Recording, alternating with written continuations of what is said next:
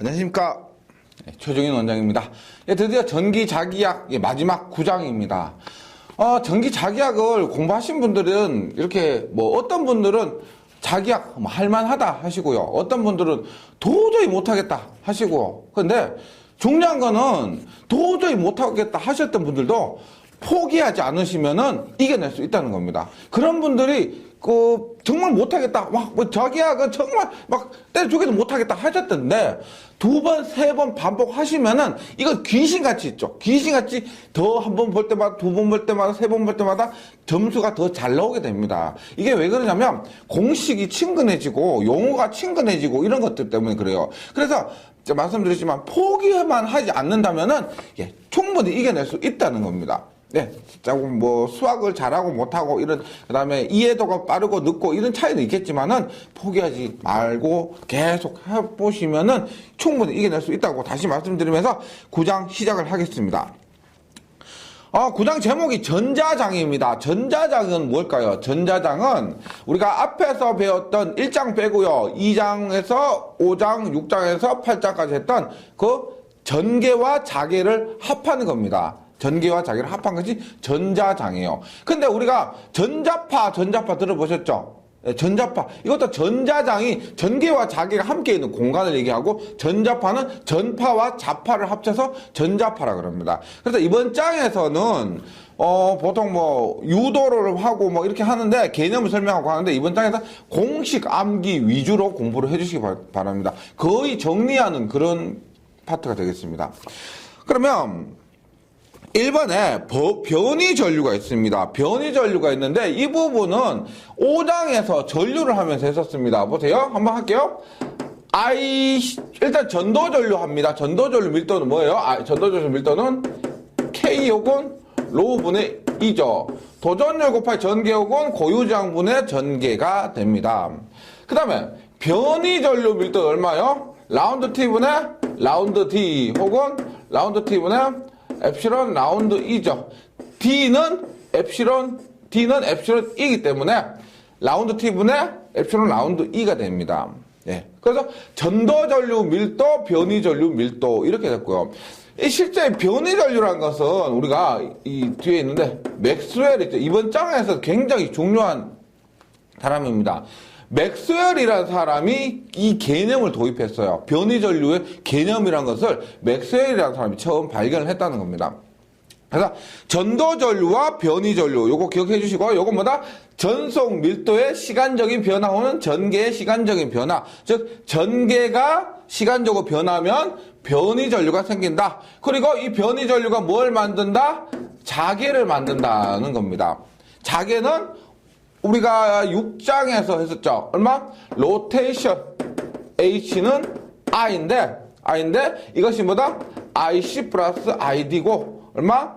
IC 플러스 ID가 라운드 T분의 라운드 T다라고 해서, 라운드 T라고 해서 요렇게 됐습니다. 그래서 전도 전류와 변이 전류가 회전하는 자계를 발생시킨다. 요런 개념들도 앞에서 했고요. 기억을 해주시고 정리를 해주시게 됩니다. 그 다음에 3번 가시면 처음 나온 개념인데요. 유전체 손실각 탄젠트 델타라고 합니다. 보세요. 탄젠트 델타라고 해서 얘는 유전체 손실각이요. 이 델타라는 각도 있죠. 탄젠트 델타라는 각도가 손실각입니다. 그 다음에 얘가 손실 정적 이렇게 얘기합니다. 우리가 탄젠트 델타를 유전체 손실각 혹은 유전 손실 정적 이렇게 얘기를 하기도 합니다. 얘는 뭐냐면 보세요. 한번 볼게요. IC는 K예요. K인데 우리가 보통 앞에서 했지만 자속도 그렇지만 전개 혹은 전위도 모두 교류를 주었다고 가정하면은요, 여기 전부 교류라고 봅니다. 보세요. 만약에 이를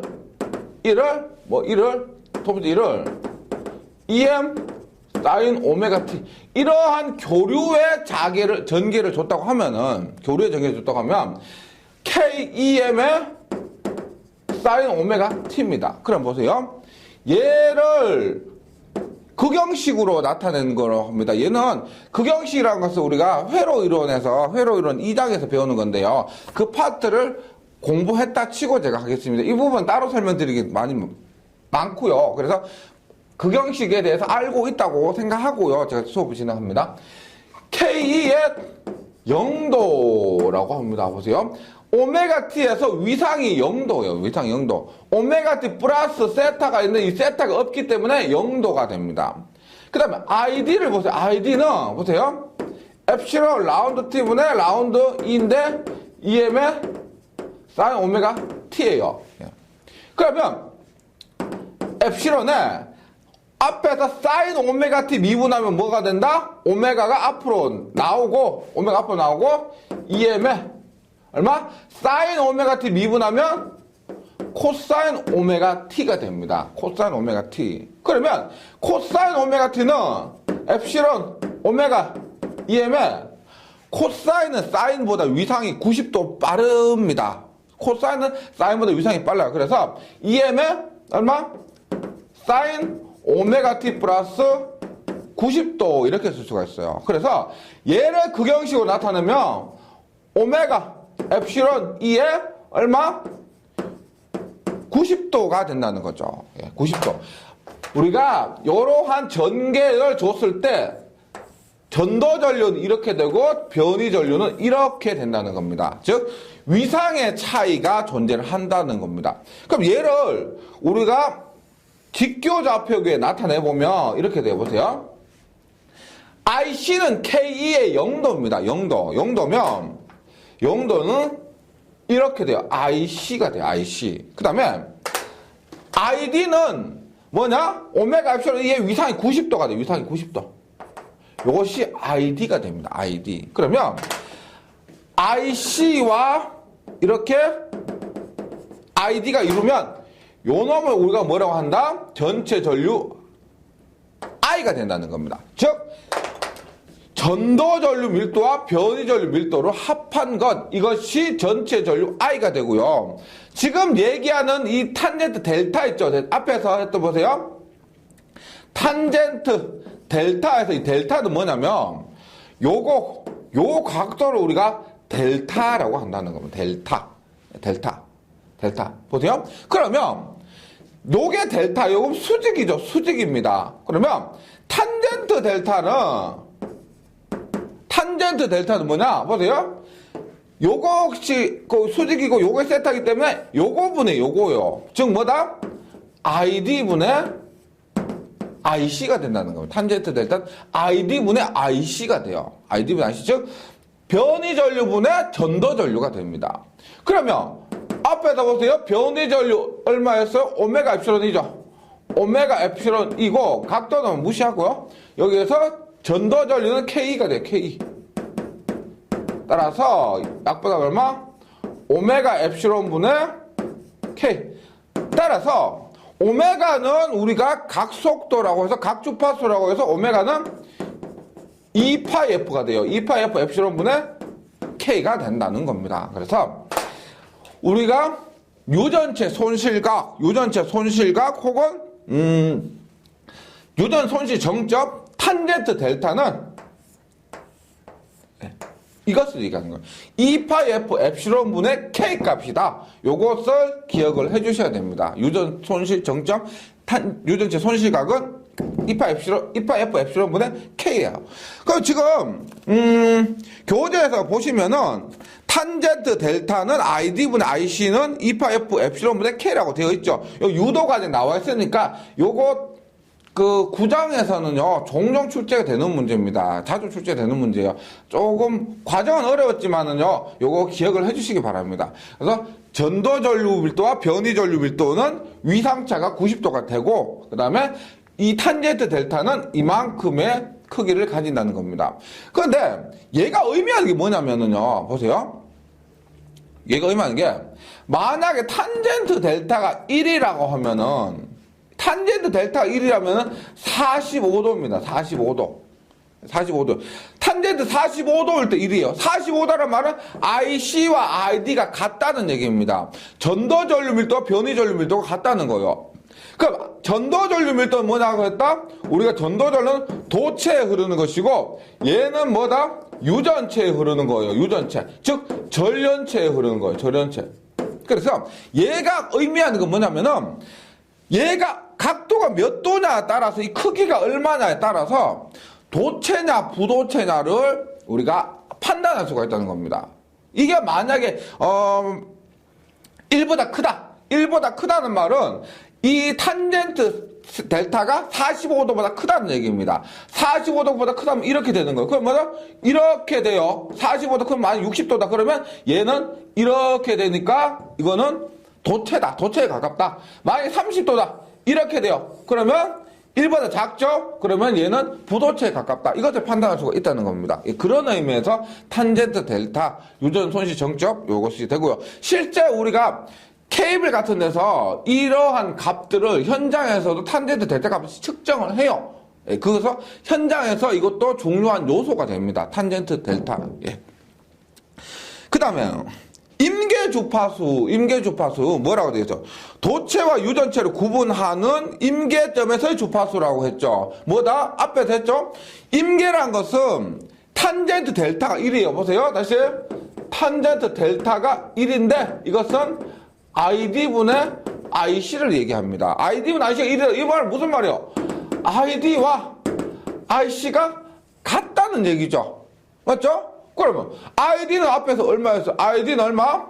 오메가 엡실론 2하고 IC는 뭐다? IC는 K죠. K. K가 같다는 얘기입니다. 그러면 이 약분되죠. 이 넘어가면 2분의 1 되는 거 약분됩니다. 오메가는 얼마? 2파이 F입니다. 2파이 F. 2파이 F 엡실론은 K가 된다. 따라서 우리가 지금 얘기하는 것이 ID와 IC가 같을 때 주파수가 됩니다. 임계 주파수 우리가 FC라고 하고요. 임계 주파수 FC는 2파이 엡실론분의 K가 된다는 겁니다. K. 그래서 앞에서 했던 우리가 탄젠트 델타에 보여서 2파이 엡실론분의 K고 얘는 2파이 엡실론분의 K입니다. F가 없고요. 이것이 우리가 임계 주파수, 즉 도체도 아니고 부도체도 아니고 그 경계의 주파수 이렇게 얘기를 하는 겁니다.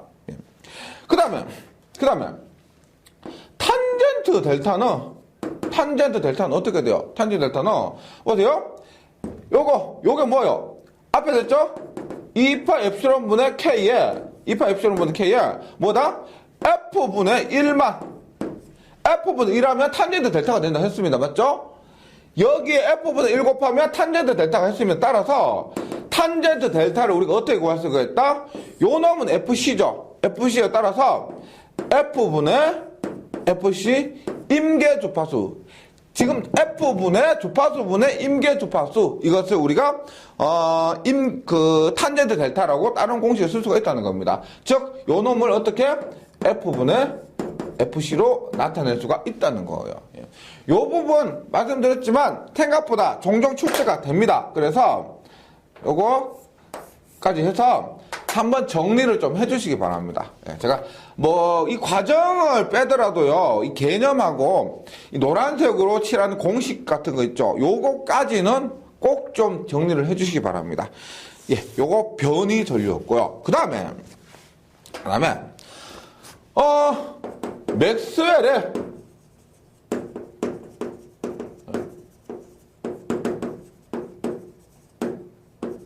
전자방정식이 있습니다. 맥스웰의 전자방정식. 이 맥스웰이라는 건 우리가 일반 사람들은 커피 메이커 있죠. 커피 이름으로 더 유명할 건데 우리가 전기하는 사람들에서는요. 그 전기 쪽에서는 이 맥스웰이라는 사람이 아인슈타인보다 더 유명한 사람입니다. 뭐냐면 전체 전기와 자기를 있죠. 종합해서 결론을 쫙 낸 사람이에요. 그렇다. 전기에서는 굉장히 위대한 업적을 남긴 사람입니다. 그래서 이 사람이 전자방정식이라는 것을 증명을 했는데 이 과정 자체는 너무 어렵습니다. 그래서 여기에 대해서 깊이 있게 시험에 나올 수는 없습니다. 없고요. 이 전자방정식에 응용된 기초방정식이 있어요. 기초방정식인데 우리 모두 앞에서 배웠던 것들입니다. 모두 배웠던 기초방정식들하고 그 다음에 최종 결론만 외워주시면 돼요. 최종 결론만. 어때요? 맥스웰의 전자방정식이 있는데 여기에서 이 전자방정식을 유도하기 위해 사용된 기초방정식입니다. 예. 예. 여기는 앞에서 다 배웠던 것들이요. 앞에서 거의 배웠거나 비슷하게 했던 내용입니다. 보세요. 일단 전속에 대한 가우스 정리 보세요. 다이버전스 D는 로브이다. 예. 요거 뭐예요? 요거 해서 다이버전스 E는 엡실론 분의 로브이다 했던 거 있죠. 전속의 발사는 있다. 전속의 발사는 최적전압 밀도만큼 있다는 거예요. 그리고 요 놈을 적분을 하면 보세요. DS는 로브 TV는 Q다. 뭐요? 전속 밀도 곱하기 면적하면 뭐예요? 전속이죠. 전속은 Q가 됩니다. 요것이 뭐다? 기초방정식의 첫 번째입니다. 전속에 대한 가우스 정리요. 가우스 정리가 기초방정식의 첫 번째로 사용된 겁니다. 이것이 의미한 건 뭐냐? 전속은 발산이 있죠. 발산을 한다는 겁니다. 얘는 가장 중요한 게 뭐냐면 발산을 한다는 것 자체가 발산한다는 것 자체가 전하가 하나만 존재할 수가 있다는 겁니다. 독립적으로 존재할 수가 있다는 거. 만약에 플러스와 마이너스가 항상 이렇게 같이 존재한다면 이렇게 될 수밖에 없을 겁니다. 그런데 얘가 항상 혼자 존재할 수도 있고 같이 존재할 수도 있는데 혼자 존재할 수도 있기 때문에 플러스 Q가 이렇게 있으면 발산을 이렇게 할 수가 있다는 거예요. 얘가 의미하는 것은 발산이 있다는 것은 뭐다? 고립된 전하가 존재한다. 즉 전하가 단독으로 존재한다 이 말이에요. 고립된 그러니까 존재한다 이 말이에요. 요거 두 번째 자개는 지금 전개였습니다. 자개는 발산하지 않는다. 다이버전스 B는 0이다. 다이버전스 B는 0이다. 그 다음에 요거 DS는 0이다. 이게 뭐냐? 자개는 발산 못한다. 즉 고립된 자개 존재 못한다. 얘는 N극만 이렇게 존재할 수가 없다는 겁니다. 자석에서 무조건 S극이 따라가요. 반으로 쪼개면 어떻게 돼요? 요 놈이 또 S극이 돼요. 또 반으로 쪼개면 또 어떻게 돼요? 얘가 또 S극이 됩니다. 얘는 그래서 항상 회전을 하죠. 회전을 하고 고립된 자개는 N극만 따로 S극만 따로는 존재할 수가 없다. 이 말이에요. 예, 이거. 요거 두 번째입니다. 두 번째. 그 다음에 세 번째는 뭐냐? 패러데이 법칙이에요. 패러데이 법칙. 패러데이 법칙 뭐다? 로테이션. 요건 너무 제가 강조를 많이 들었고요. 꼭 기억해 주셔야 됩니다. 가장 많이 나온 거요. 로테이션이는 마이너스 라운드 T분의 라운드 B다. 요거. 그 다음에 이 DL이 얼마가 됐어요? 라운드 T분의 마이너스 라운드 B DS 이렇게 됐죠. 예. 마이너스 안으로 집어넣어도 되고요. 이렇게. 요것에서 이것을 유도한 겁니다. 맞죠? 제가 8장 한번 참고해 보세요. 8장 참고해 주시면 이 식에서 우리가 이 식의 패러다이 렌즈의 전자 유도 법칙의 미분형을 유도했다는 겁니다. 이것이 우리가 세 번째입니다. 세 번째. 그리고 제가 주의하셔야 된다는 건 뭐? 로테이션 E는 0이다. 얘는 언제? 정전계일 때. 정전계일 때 이렇게 되고 우리가 전개와 자개가 함께 있는 패러데이 렌즈에서는 이렇게 된다는 거. 이것이 패러데이의 법칙이 된다는 겁니다. 패러데이의 법칙. 그 다음에 네 번째 마지막이요. 앙페르의 주회 적분 법칙입니다. 앙페르의 주회 적분 법칙. 예. 얘는 뭐였어요? 앙페르 주회 적분 법칙보다 HDL은 NI인데 얘를 NI 이렇게 쓰지 않고요. HDL을 어떻게 쓴다?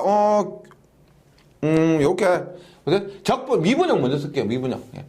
미분형 먼저 씁니다. 어떻게? 앞에서도 했습니다. 제가 앞에서 했지만 로테이션 H는 I가 됩니다. 로테이션 H는 I. 전류는 회전하는 자기를 발생시키는 이것이 IC 플러스 ID가 되고 IC 플러스 ID가 되고 요것이 IC 플러스 ID는 뭐예요? 앞에서 라운드 T분의 라운드 T가 된다. 이렇게 했었습니다. 이것이 미분형이에요. 예. 앞에서 제가 1번, 2번 두 개씩 썼는데 미분형, 적분형, 미분형, 적분형, 미분형, 적분형 이렇게 씁니다. 예. 로테이션 H는 I인데 IC 플러스 ID다. 이렇게 돼요. 그 다음에 IC는 얼마? 뭐 K라고 쓸 수가 있고요. 라운드 T분의 라운드 T. 요거 앞에서 제가 전도조를 하면서도 말씀드렸던 부분입니다. 이렇게 하고 그래서 적분형은 뭐냐? HDL은 IDS. HDL은 I인데요. HDL은 I인데 그것을 전류 밀도 곱하기 면적한 겁니다. 전류 밀도 곱하기 면적하면 전류가 되죠. 그래서 IDS 이렇게 쓴 겁니다. 이것을 어떻게? I를 어떻게 했어요? K 플러스 라운드 T분의 라운드 D. DS 이렇게 쓴 거예요. 이렇게. I가 요거니까. 그래서 지금 기억하실 거는 요 4개 맥스웰의 전자방정식에서 기초방정식으로 사용된 거 하나 둘 셋 4개에게 미분적분 총 8개인데요. 미분형과 적분형은 똑같은 겁니다. 똑같은 거니까 요것이 맥스웰의 전자방정식의 기초방정식으로 사용됐다라고 기억해 주시고 맨 마지막에 이것을 갖고 찢고 뽑고 뭐 삶고 하고 나니까 여기에 전파 방정식과 자파 방정식이 나오더란 겁니다. 보통 전파 방정식과 자파 방정식 어려운 건 아니고요. 보통 기사에서 나오면 기사에서 종료 출제되고 산업 기사에서는 그렇게 많이는 안 돼요. 그 형태도 어렵지 않습니다. 보세요. 라플라시안 E는 전개를 2번 미분하면 엡실론 뮤에 뭐 전개를 2번 미분한 것과 같고, 그 다음 라플라시안 H는 엡실론 뮤에 뭐 H를 시간에 대해서 미분한 것과 같다는 겁니다. 요거 전자파의 파동 방정식인데 이거 뭐 주관식으로 나올 리는 없잖아요. 맞죠? 객관식이니까 객관식 없나? 라플라시안 E는 이거 전개 2번 미분. 라플라시안 H는 이거 자기 2번 미분. 그 앞에서 엡실론 뮤가 곱해진다고 해서 그 과정은 이 설명하려면 칠판 2-3번 지어야 됩니다. 그렇게 해서 무의미하고요. 결과식만 기억을 해주시기 바랍니다. 네. 그래서 다음 페이지 가면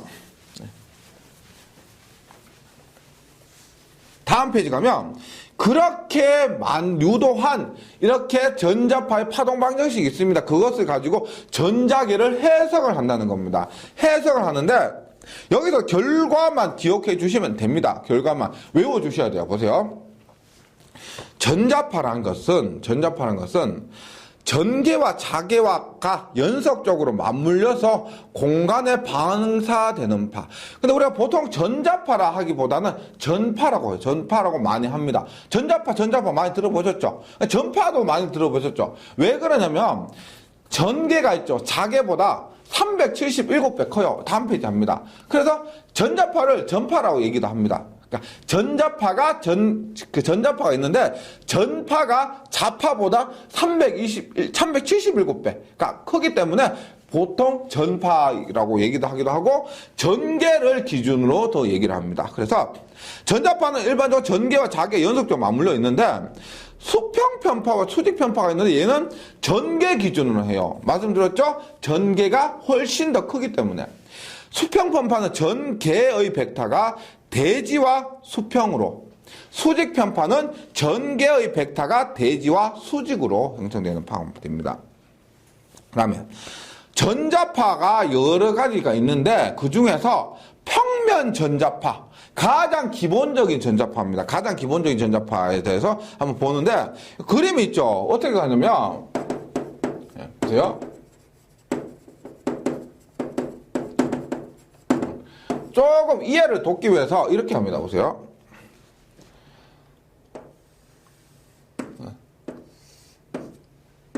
그러면 그래요. 요것을 X축이고 요걸 Y축이고 요것을 Z축이라 해요. Z축. 그러면 지금 전개가 어떻게 되냐면, 보세요. X축에서 출렁출렁으로 X 성분을 가지면서 방향이 Z축 방향이에요. 그래서 X 성분을 가지면서 방향이 Z축 방향으로 갑니다. 그 다음에 Y축 있죠? Y축 방향 보세요. 자개는 보세요. 얘가 E라고 합니다. 이것이 우리가 H라고 해요. 전개와 자개에서 전개는 X 성분만 가지고 얼마? Z축으로 이동합니다. Z축으로 이동해요. 전개는요. 그 다음에 자개는 Y 성분만 가지고 Z축으로 이동합니다. 그 다음에 얘는 동위상이에요. 위상으로 보면 여기서 이렇게 봤죠. 위상은 동위상입니다. 이거 평면 전자파인데 가장 기본적인 전자파인데 보세요. 평면 전자파 뭐냐? 균이란 매질 내에 전개 E와 자개 H가 진행 방향이 Z축 방향 그랬죠. Z축 방향 수직이란 것은 Z축의 수직인 것은 X도 있고 Y도 있습니다. 그래서 진행 방향 Z축의 수직으로 X 성분과 Y 성분을 가진 거예요. E와 H가 진행 방향의 수직인파가 됩니다. 그래서 전개와 자개는 서로 수직이에요. 왜? X와 Y는 수직입니다. 지금 얘가 그림을 이렇게 그려서 그렇지 E와 H는 수직이 돼요. 수직이고 수직으로 하면서 이렇게 얘는 이렇게 되고 얘는 이렇게 되면서 이렇게 하면서 방향이 Z축으로 간다 이 말이에요. 그리고 동위상이다. 위상은 같다. 그거 중요합니다. 전개는 X 성분만 가지고 자개는 Y 성분만 가지고 진행 방향은 Z축 방향입니다. 얘를 우리가 조금 어렵게 X나 Y의 미분 계수는 0이면서 Z 성분의 미분 계수만 존재한다. 이것을 이렇게 표현한다는 겁니다. 그 다음 횡전자파를 우리가 TEM파라 그래요. 횡을 TEM파라 그래요. 전자파의 진행 방향에 대해서 수직인 평면상에는 모두 횡방향 성분만을 갖고 진동한다. 우리가 진행 방향이 수직인 전자파였는데 평면 전자파도 횡전자파는 평면상에 모두 횡방향 성분만을 갖고 진동한다고 해서 횡전자파, TEM파 이렇게 얘기합니다. 이것도 깊이까지 하실 필요는 없고요. 명칭만 기억해 주시면 되겠습니다. 근데 근접작용은 말 그대로 근접작용이에요. 그러니까 이게 전개가 자개가 어떤 속도로 진행할 때 그것에 의해서 다른 점에 영향을 미치는 것, 근처에 있는 다른 점에 영향을 미치는 것을 우리가 근접작용이라고 합니다. 그러니까 횡전자파나 근접작용 같은 경우는 명칭만 기억을 해주시면 바랍니다. 네. 다음 점에 영향을 미치는 현상, 이것이 근접작용이다 라는 거예요. 그 다음에 지금부터 나오는 공식들 싹 정리 좀 해주셔야 되는데 보세요.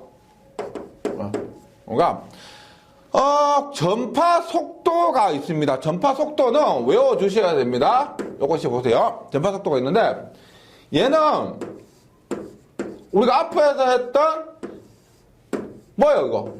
유전율과 투자율이죠. 루트의 유전율 곱하기 투자율 분의 1이 우리가 전파 속도입니다. 전파 속도요. 우리 전파 속도 굉장히 빠르겠죠. 만약에 우리가 서울에서 TV를 했습니다. 근데 그것을 제주도에서도 거의 동시에 볼 수가 있죠. 그만큼 빠르다는 거예요. 그만큼 전자파 빠른데 그 속도가 이렇게 됩니다. 그러면 이 속도를 우리가 계산할 수가 있죠.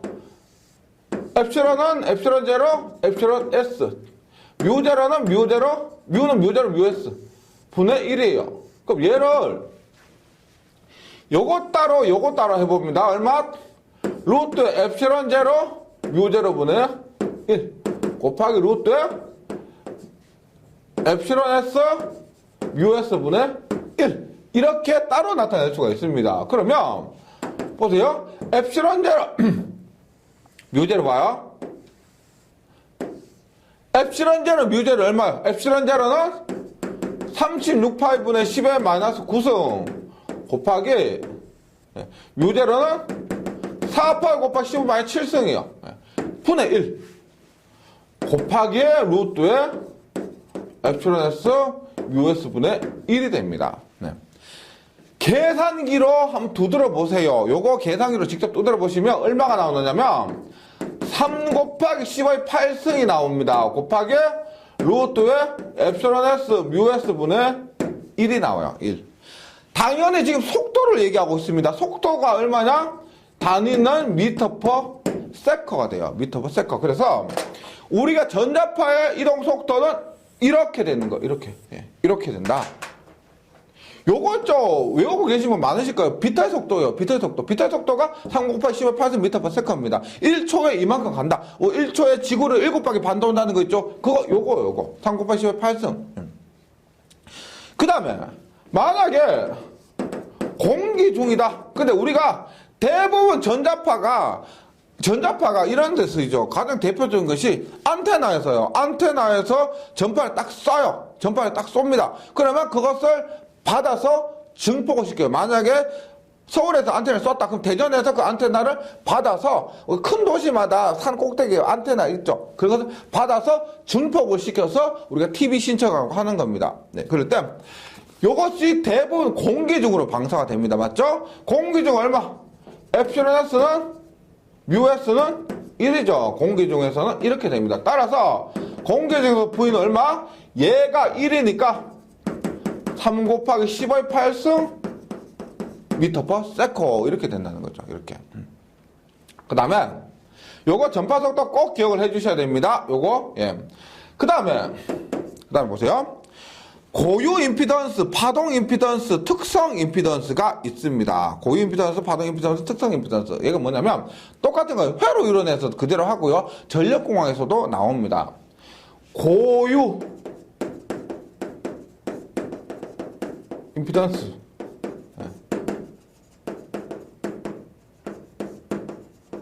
임피던스. 특성 임피던스. 우리가 특성 임피던스라고 말을 더 많이 해요. 얘가 있는데 보세요. 한번 보세요. 우리가 회로 시간에 뭐 루트 특성 임피던스 루트에 뭐 어드미턴스 분의 임피던스 뭐 이렇게 얘기를 해요. 근데 전기 자기학에서는 이렇게 하지 않고 우리가 보세요. 배웠던 거 보세요. 이는 단위가 뭐요? 볼트 퍼 메타죠. 맞죠? 자계는 뭐요? 암페어 턴 퍼 메타인데 암페어 퍼 메타입니다. 전계는 자계는 이렇게요. 그래서 H분의 1을 하면 단위가 뭐냐면 볼트 메타 암페어 메타 하니까 약분돼서 암페어 퍼 볼트에서 이것이 옴이 되는 겁니다. 그래서 우리가 자기학에서는 전기 자기학에서는 이렇게 얘기를 해요. 전기 자기학에서는 특성 임피던스를 Z라고 하면 얘는 H분의 2로 구합니다. 그러니까 회로 이론에서는 루트의 어드미턴스분의 임피던스 우리가 전력공학에서도 그렇게 해요. 근데 회로 이론에서는 전개나 자계 이런 말 안 해요. 전력공학에서도 이런 말 안 합니다. 그래서 자기학에서만 특성 임피던스를 구할 때 이런 방법으로 구한다는 겁니다. 그래서 단위는 옴이요. 자계분의 전개요. 예. 그러니까 얘를 우리가 어떤 식으로 구하느냐, 어떻게 구할 수가 있느냐 보세요. 우리가 전개에 의한 에너지 2분의 1의 에프실론 2의 자성이고 자계에 의한 에너지 2분의 1의 UH 제곱입니다. 그런데 우리가 에너지 보존에 의해서 2분의 1 엡실론 2의 제곱과 2분의 1 UH 제곱이 같다고 하면은 어떻게 돼요? 2분의 1이 약분되죠. 2분의 1 약분되고 H 제곱분의 2의 제곱은 엡실론 분의 뮤가 됩니다. 따라서 H의 분의 2의 전체 제곱이 이렇게 되죠. 따라서 H분의 2는 뭐다? 루트의 엡실론분의 뮤가 된다는 거예요. 자계분의 전개, 우리가 그토록 2장부터 8장까지 해왔던 자계분의 전개가 루트 엡실론 뮤라는 관계로 딱 나온다는 겁니다. 이렇게 나온다는 거. 그럼 요것도 한번 해볼게요. 보세요.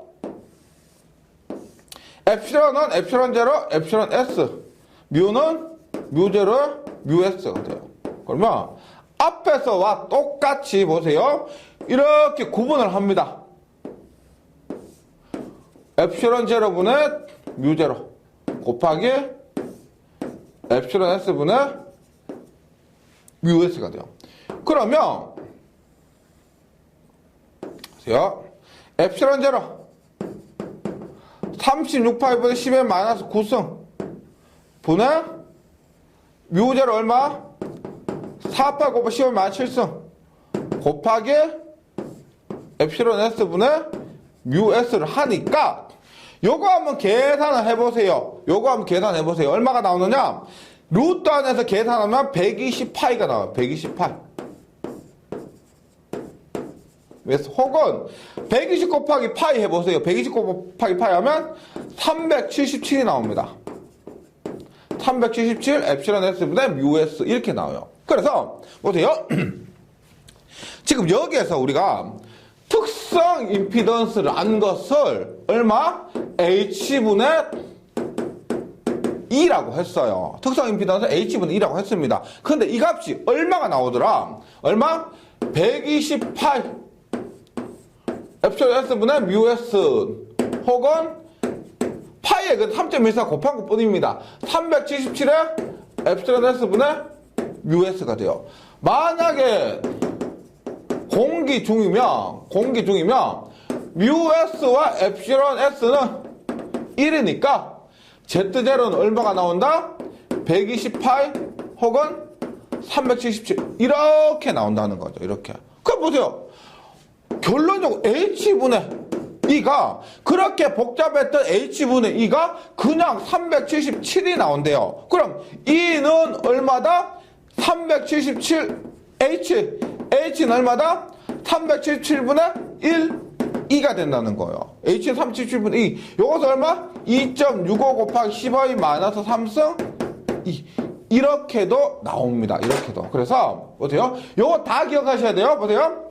Z0는 H분의 2인데 이렇게 돼요. 이렇게. 그리고 보세요. 공기 중에서는 이렇게 되고요. Z0 이렇게 되고 요거 합치 H분의 2는 377 혹은 하니까 2는 377H, H는 377분의 1에서 2.65 곱하기 10의 마이너스 3승. 요 수치도 자주 나와요. 우리가 보통 자기학에서 요 수치 나오면 답인 경우가 많아요. 예. 요것도 다 정리를 해주시기 바랍니다. 이게 그렇게 어려운 거 아니거든요. 예. 한 번 정도 충분히 유도해 볼만 합니다. 예. 그래서 이 수치 자체가 중요하고요. 공식도 시험에 많이 나오는 편이니까요. 좀 정리를 해주시고. 그래서 여기 보시면 전개, 자개, 공균형에서 E는 317H, H는 377분의 1, 2 혹은 2.65 곱하기 15 마이너스 3승 2가 된다. 요거 정리를 해주시기 바랍니다. 네. 그 다음에 포인팅 벡터라고 있어요. 포인팅 벡터. 얘는 뭐냐면 보세요. 포인팅 벡터는 이거 만약 이렇게 안테나가 있으면 안테나 이렇게 있다고 해요. 여기에서 내가 전력 P를 있죠. 전력 P를 만들어서 그거를 전자파로 딱 쏴요. 쏘면 얘가 이렇게 사방으로 이렇게 퍼질 겁니다. 맞죠? 전력을 전자파로 만들어서 쏘면은 이렇게 사방으로 퍼진다는 겁니다. 그럴 때 포인팅 벡터는 뭐냐면 어느 이 점에서 어느 이 부분에서 만약에 서울에서 전파를 쐈어요. 근데 만약에 저기 뭐 천안쯤에서 충청도 천안쯤에서 여기에 전파가 도착했을 거 아닙니까? 그러면 여기에서 얼마? 면적당 얼마만큼의 전력이 도착했느냐? 그것을 우리가 포인팅 벡터라 그래요. 포인팅 벡터. 면적당 얼마만큼의 전력이 도착했느냐? 그래서 포인팅 벡터를 보세요. S분의 포인팅 벡터의 P입니다. 우리가 전력의 단위도 P지만은 편의상 W로 할게요. 전력의 단위. 전력입니다. 그러면 단위가 뭐냐? 와트 퍼 메타 제곱이요. 왜? 면적당 얼마만큼의 전력이냐? 와트 퍼 메타 제곱이 되는 거예요. 포인팅 벡터가 이렇게. 그래서 와트 퍼 메타 제곱인데 이놈도 똑같이 이렇게 볼 수가 있어요. 우리 전기의 단위 뭐요?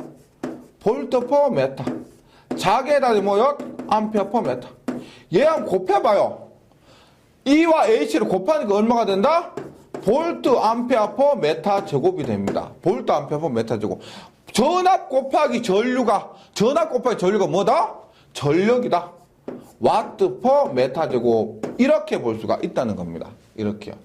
그래서 포인팅 벡터의 의미는, 원래 포인팅 벡터 의미는 면적당 전력이 얼마나, 이걸 얘기하는 겁니다. 그래서 포인팅 벡터는 면적당 전력, 뭐 W 이렇게 얘기를 했는데, 이것이 우리가 방향까지 하면 E 크로스 H예요. E 크로스 H인데 EH 사인 세타인데, E와 H는 우리가 공기 중에서 수직이기 때문에 사인 세타는 90도예요. 그래서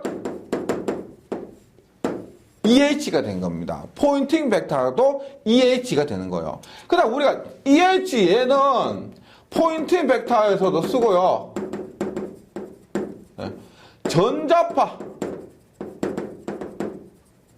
진행 방향 이거 할 때도 이 원래는 EH예요. 왜냐면 E의 X성분 크로스 H의 Y성분이에요. 크로스요. 일장에서 배웠던 그 크로스요. 왜죠? 우리가 X 크로스 Y는 뭐요? Z죠, Z. 방향이 Z라는 겁니다. 그래서 전자파 진행 방향은 E 크로스 H고 포인팅 벡터도 원래 E 크로스 H 이렇게 씁니다. 그래서 포인팅 벡터를 얼마? EH고 다시 포인팅 벡터는 EH 이렇게 하는데 이것이 뭐다? 면적분의 전력이다. 포인팅 벡터 단위 뭐다? 와트 퍼 메타 제곱이다. 포인팅 벡터에서 공식 요것도 있죠. 꼭 기억을 해주시기 바랍니다. 포인팅 벡터는 이렇게 된다. 그리고 전자계 단위 체력당 축적되는 에너지. 얘는 에너지인데 이게 뭐 전력에서 W 썼는데 얘는 에너지의 W입니다. 에너지의 W는 우리가 포인팅 벡터 EH에 있죠. EH의 그 과정을 무시합니다.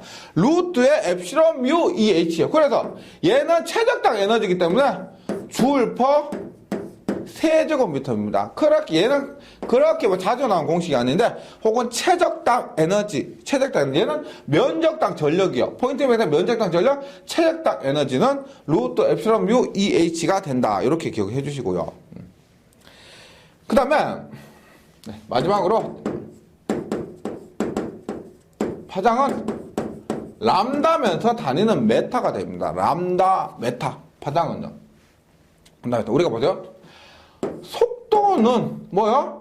속도는 시간분의 거리죠. 시간분의 거리. 파장 자체가 뭐냐면 거리를 얘기하는 겁니다. 거리. 단위가 미터요. 거리의 미터요. 그래서 이 파장은, 거리를 파장을 봐요. 얘는 뭐다? 속도 곱하기 시간이 됩니다. 시간. 그래서 람다는 V 곱하기 T가 돼요. VT. 그런데 우리가 시간은 이거는 우리가 주기라고 봤을 때 한 주기 동안 이동 거리입니다. 우리가 전체 기억보다는 한 주기 동안 이동 거리예요. 그래서 요 놈의 시간도 한 주기 동안 시간이고 한 주기 동안 시간의 역수는 어떻게 된다? T는 F가 된다는 겁니다. 그래서 일단 파장은 F분의 V다. 이런 공식이 있어요. F분의 V다. 이렇게 해서. 근데 우리가 앞에서 보세요. 이렇게 쓸게요.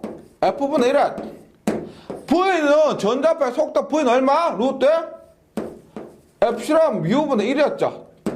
엡실론 뮤분의 1이었습니다. 이렇게. 그래서 F 엡실론 뮤분의 1 이렇게 쓸 수가 있다는 거죠. 이렇게. 근데 여기에 우리가 분모 분자에 똑같이 2파를 곱해요. 2파를 곱합니다. 그러면 2파는 뭐냐면 오메가예요. 오메가. 우리가 2파 F 각속도 오메가예요. 따라서 얼마? 오메가 루트 엡실론 뮤분의 2파 이렇게도 쓰고요. 이렇게 쓰고 요 놈을 우리가 회로 이루는 시간에 해요. 요 부분에 있어서 회로 이루는 시간에 하는데 베타 분의 2파이 이렇게 씁니다. 요 부분은 회로 이루는 시간에 하는데요. 베타가 뭐냐면 우리가 전파정수라고 있어요. 전파정수 감마는 알파 플러스 J 베타에서 이거 전파정수입니다. 전파를 하는데 알파는 감소의 정수예요. 크기가 얼마나 줄었느냐, 크기가 얼마나 감소했느냐. 베타는 뭐냐면 위상정수입니다. 위상이 얼마나 변했느냐 하는 거예요. 거기에서 이 위상정수가 뭐다? 베타분의 2파이라고 하는 겁니다. 위상정수분의 2파이가 우리가 2파이가 뭐다? 우리가 람다, 파장 람다로 이렇게 나타낼 수가 있다는 거죠. 이런 것들인데 일단은 요 부분만 한해서는 회로 이론 시간에 더 깊이 있게 하고요. 우리가 자기학에서는 여기 교재에 있는 공식 정도 있죠. 공식 정도만 기억을 해주시기 바랍니다. 요거 베타 있죠. 베타 여기 있는 위상정수라는 거 기억을 해주시기 바랍니다. 그래서 193페이지까지 전자장 이론 다 했고요. 1시간 만에 끝났고 다음 시간에 문제풀이에서 다시 뵙도록 하겠습니다. 정리하면 잘 해주시면 문제풀이 수월할 겁니다. 저는 다음 시간에 다시 뵙겠습니다. 수고하셨습니다.